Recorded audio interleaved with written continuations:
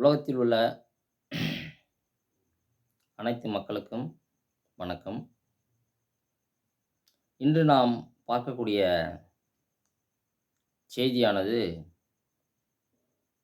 தேவன் நம்மீது வைத்த அன்பை குறித்த செய்தி. தேவன் நம்மீது வைத்த அன்பு. இது ஒரு மெய்யான அன்பு, உண்மையான அன்பு.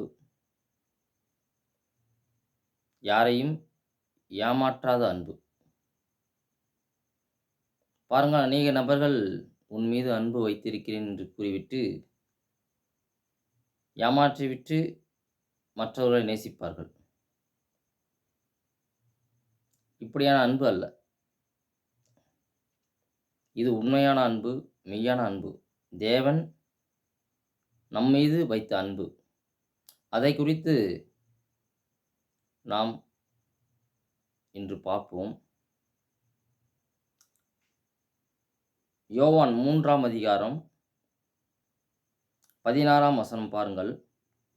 தேவன் தம்முடைய ஒரே பேரான குமாரனை விசுவாசிக்கிறவன் எவனோ அவன் கெட்டுப்போகாமல் நித்திய ஜீவனை அடையும்படிக்கு அவரை தந்தருளி இவ்வளவாய் உலகத்தில் அன்பு கூர்ந்தார். நல்ல முறையில் நீங்கள் புரிந்து கொள்ள வேண்டும். தேவன் இந்த உலகத்தையே படைத்திருக்கிறார். அதனால்தான் தேவன் உலகத்தில் உள்ள அனைத்து மக்களையும் நேசிக்கிறார். அனைத்து மக்கள் மீதும் அவர் அன்பு வைத்திருக்கிறார் என்பதை நீங்கள் புரிந்து கொள்ள வேண்டும். இவர் இவர் இவர் அவர்னு பிரித்து பார்க்கவில்லை. நீங்கள் உணர்ந்து கொள்ளுங்கள், உலகத்தையே அவர்தான் படைத்திருக்கிறார். படைத்த தேவன் நம் உலகத்தில் உள்ள அனைத்து மக்கள் மீதும் அவர் அன்பு வைத்திருக்கிறார். ஏனென்றால் தேவன் தம்முடைய ஒரே பேரான குமாரனை, அதாவது குமாரன் என்பது யாரை குறிக்கிறது என்றால் இயேசு கிறிஸ்துவை குறிக்கிறது. அவர் என்ன பண்றாரு? நீங்கள் இந்த இயேசு கிறிஸ்துவை விசுவாசிக்கிறவன் எவனோ அவன் கெட்டு போகாமல் நித்திய ஜீவனை அடையும்படிக்கு. நித்திய ஜீவன் என்றால் அவனுக்கு சாவே கிடையாது. உங்களுக்கு புரிகிறதா? சாவு அவனுக்கு கிடையாது. நித்திய ஜீவன். இந்த உலகத்தில் வாழ்கின்ற வாழ்க்கை இது ஒரு சும்மா வாழ்க்கை. நித்திய ஜீவன் என்றால் அவனுக்கு சாவே கிடையாது. என் குமாரனை நேசிக்கிறவன் எவனோ அவனுக்கு நித்திய ஜீவனை அளிப்பேன் என்று யார் கூறுகிறார்? தேவன் இந்த உலகத்தில் அன்பு கூர்ந்தார். நல்ல முறையில் புரிந்து கொள்ளுங்கள். நான் உங்களிடம் ஒருபோதும் பொய் கூறவில்லை. உங்களை நான் ஏமாற்றவில்லை. கட்டுக்கதைகளை கூறவில்லை. நீங்கள் உணர்ந்து கொள்ள வேண்டும். நிச்சயமாக நான் உங்களிடம் பொய் கூறவில்லை என்பதை நீங்கள் உணர்ந்து கொள்ளுங்கள். மக்களே, உலகத்தில் உள்ள அனைத்து மக்களும் நீங்கள் புரிந்து கொள்ள வேண்டும். உலகத்தையே அவர் படைத்தார். உலகத்தில் உள்ள அனைத்து மக்களையும் அவர் நேசிக்கிறார். உலகத்தில் அன்பு கூர்ந்தார் என்பதை நீங்கள் உணர்ந்து கொள்ளுங்கள். அடுத்ததாக பாருங்கள், அடுத்த வசனத்தை பார்ப்போம். ரோமர்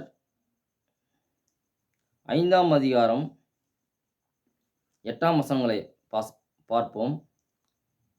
நாம் பாவிகளாய் இருக்கையில் கிறிஸ்து நமக்காக மரித்ததனாலே. நாம் என்ன பண்ணுறோம்? அநேக தவறுகளை செய்து கொண்டிருக்கிறோம். பொய் பேசுகிறோம், ஏமாத்துறோம், குடிக்கிறோம், விபச்சாரம் பண்ணுறோம், வேசித்தனம் பண்ணுறோம். இந்த அநேக தவறுகளை செய்கிறோம் அல்லவா? அதுதான் பாவம். அந்த நாம் பாவிகளாய் இருக்கையில் கிறிஸ்து நமக்காக மரித்ததனாலே. கிறிஸ்து என்பது யாரை குறிக்கிறது? இயேசு கிறிஸ்துவை குறிக்கிறது. அவர் நமக்காக இறந்ததினாலே தேவன் நம்மேல் வைத்த அன்பை விளங்க பண்ணுகிறார். உண்மையை நேசியுங்கள். உண்மையாக கூறுகிறேன். தேவன் நம்மீது அதிக அன்பு வைத்ததன் நிமித்தமாகத்தான்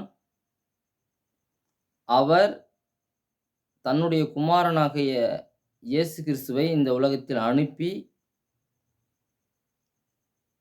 நம்முடைய பாவங்களுக்காக மரித்தவர் இயேசு கிறிஸ்து என்பதை விளங்க பண்ணுகிறார்.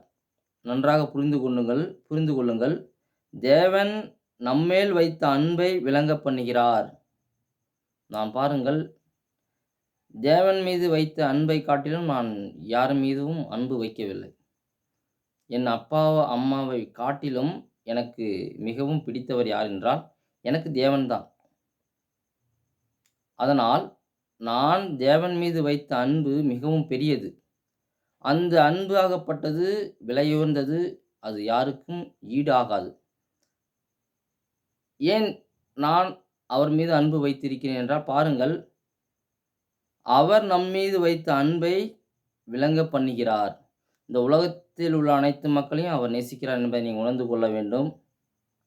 நீங்கள் புரிந்து கொள்ள வேண்டும் என்று நான் உங்களுக்கு உரைத்து கூறுகிறேன். பாருங்கள், அடுத்தது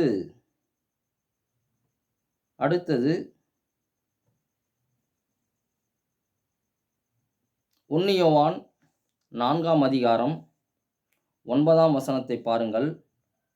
தம்முடைய ஒரே பேரான குமாரனாலே நாம் பிழைக்கும்படிக்கு தேவன் அவரை இவ்வுலகத்திலே அனுப்பினதினால் தேவன் நம்மேல் வைத்த அன்பு வெளிப்பட்டது. நல்ல முறையில் நீங்கள் புரிந்து கொள்ள வேண்டும். நீங்கள் யாராவது உங்கள் பிள்ளைகளை இந்த உலகத்தில் உள்ள அனைத்து மக்களுக்காக நீ இறந்து போ என்று நீங்கள் கூறுவீர்களா? கூற மாட்டீர்கள். ஏனென்றால் நீங்கள் பெற்றெடுத்த பிள்ளை. தேவன் அப்படி செய்யவில்லை. நீங்கள் பாருங்கள், தேவன் கட்டளையிட்டார், அதை தன்னுடைய குமாரன் அருமையாக நிறைவேற்றினார் என்பதை நீங்கள் உணர்ந்து கொள்ள வேண்டும். தேவன் கட்டளையிட்டதை தன்னுடைய குமாரன் சிறப்பான முறையில் தம்முடைய ஒரே பேரான குமாரனாலே பிழைக்கும்படிக்கு தேவன் அவரை இவ்வுலகத்திலே அனுப்பியதனால் தேவன் நம்மீது வைத்த அன்பு வெளிப்பட்டது.